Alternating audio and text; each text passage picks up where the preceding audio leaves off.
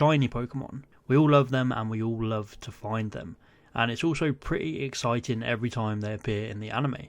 So today we're going to be explaining every single shiny Pokemon that has appeared in the anime and giving them a rank from A through to F on importance, what sort of role they played in the series, and just how damn cool they were. So let's get into the shinies. So the first ever shiny to appear in the anime was of course Ash's Noctowl, and I'm going to be completely honest here, I had no idea this was a shiny when I was a kid, but finding out that Ash was the first to do it and learning all about shinies was so exciting. It was really cool that all the way back in Johto, Ash had a shiny on his team for the whole series, and I know Noctowl gets a lot of stick, but I really like it, so a big A tier for Noctowl. Next we have the Old Man Shuckle's shiny blue Shuckle. This episode is so bizarre and random, but I remember the premise was quite funny, finding this sacred elixir from this shiny Shuckle or something. So this gets a solid C tier.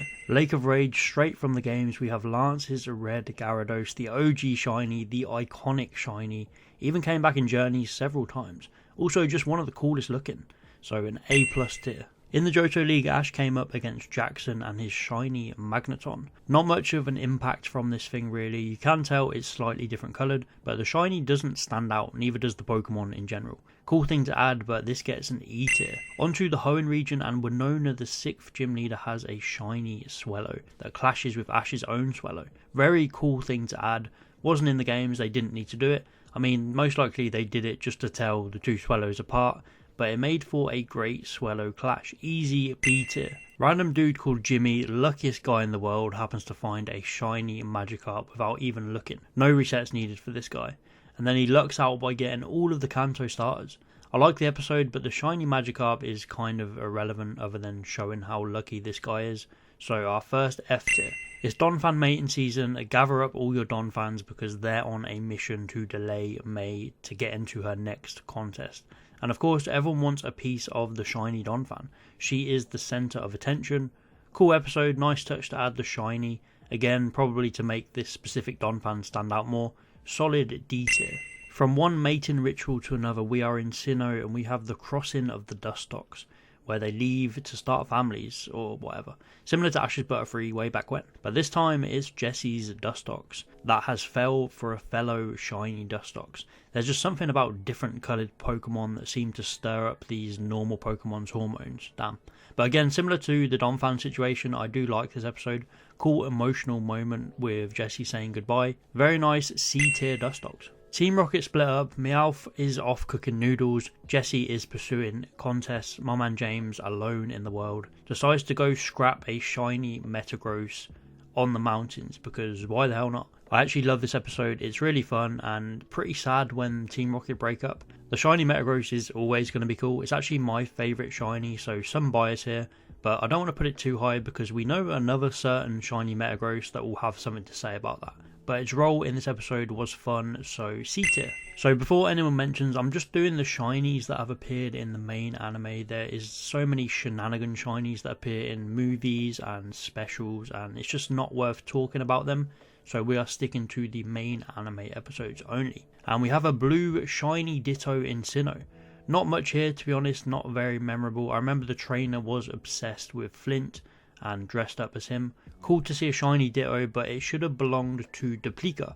E tier shiny. On to Black and White, and we don't get a shiny for a long time in this series, not until episode 87, where we see a shiny Onix on this wacky Onix island. Pretty forgettable episode if I'm honest. I know it was during Dawn's return, but I remember feeling this could have been time spent doing something better. Also, shiny Onix is not the best shiny, so F tier.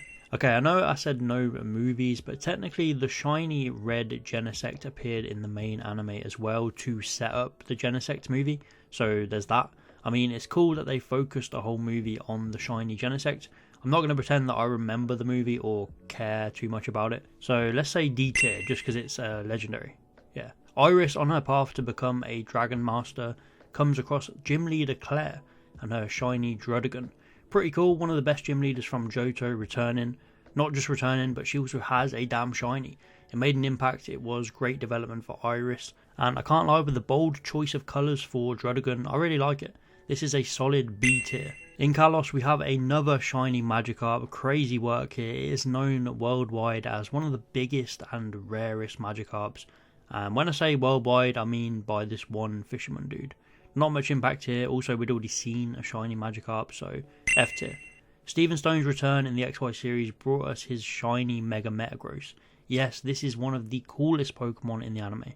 Right up there with Lance's Red Gyarados. And it's awesome that Ash and Pikachu got to battle it and take it down on its return in Journeys. Easy A+ tier. We got a shiny Howlucha. I really like the design, but overall its involvement was a bit meh. It was like this actor that needed help from Ash's Howlucha. Cool episode, but I feel a shiny Howlucha should have made a bit more of an impact, so I'm going D tier. At Serena's showcases there is a trainer that owns a pink shiny Dragonair. Let's be honest, this thing doesn't really do much, has no real relevance, and it's just kind of there, so easy F tier. Bonnie befriends a shiny Phantom, not my favourite shiny in the world, but had a wholesome role to play in this episode, so it gets a solid D tier. We get yet another shiny Gyarados. Pokemon just love their shiny Gyaradoses and Magikarps. But this one also has a Mega Form and it's owned by Lysander. It makes quite the impact story wise. We all remember the iconic battle atop Lumio's tower where he uses it. Unfortunately for him, Lance did it first and did it better. But still a pretty cool Pokemon, a respectable B tier. So onto Sun and Moon, there's this dude called Horatio. He's kind of Sophocles' rival. They always clashed. They had a Charjabug race and a Vikavolt race. And he owned a shiny Charjabug which evolved into Vikavolt. Obviously they got creamed by Sophocles, but you have to respect the involvement in the story, and it's cool that Sophocles was given the rival with a shiny, adding more excitement to the episodes. C tier. And sticking with Sun and Moon, we have Acerola's Mimikins, a shiny Mimikyu, which again was probably just to make it stand out from Jessie's, but a nice addition anyway. I don't recall it really doing much, so I'll just go D tier. We have a shiny Pikachu with a Pompadour in Alola. Easy S+ tier, nothing more needs to be said. A shiny Tapu Koko appeared in the alternate dimension that Ash visited. This one didn't really stand out for me, it was just a shiny to show that hey, this is a different dimension.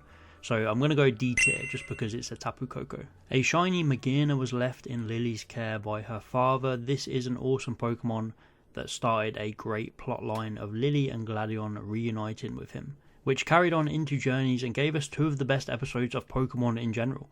For its involvement in the end of Sun and Moon and the return of Mahone, this Pokemon gets an A tier. We also had some shiny Guzzlords attack the Pokemon League. This was a bit jarring and random and a way for them to bring Naganadel back. They made them shiny for who knows what reason. Again, just to say they're from a different dimension probably. So I'll go E tier for these ugly boys. On to Journeys, we have a blue shiny Psyduck owned by the first ever shiny hunter that we saw in the anime. This was really cool. I wish they did more with the concept and brought this guy back. Only because they didn't, it can't go any higher than D tier. He did have a few shinies we saw on his Pokedex, but they didn't show up, so I'm not including them here. And would you believe it, we have a third shiny Magikarp, which is nicknamed Shiny Goldie, of course it is. It was involved in that crazy two-parter where Go competed in the Magikarp jump competition. Actually a pretty funny episode, but as this is the third one, this gets an F tier. Sorry Carp, all three of you are sitting in the F tier. A random shiny Celebi appeared right at the end of Pokemon Journeys episode 32. It did nothing, had no relevance, was very out of place. I think it was to tease Secrets of the Jungle. So for so little screen time, it has to be an F tier. Go needed to collect some golden scales from a Volcarona. The only way to do it was to have him meet a shiny one. I really liked this episode. It was quite an early Project Mew mission for him, and it showed off the unique Pokemon we could possibly meet during Project Mew. So a solid C tier. Then Go caught a random blue Voltorb, which was completely pointless to the episode, other than to set up these two freaks freaking out about blue Pokemon. F tier. We have a shiny Nihilego that was living with Mahone, posing as his daughter Lily, and has even been named after Lily now. It sounds a lot creepier than I remember, but this episode is one of the best, and it had a great impact saving Mahone from an ultra wormhole, and Gladion even ends up capturing it. A really solid B tier.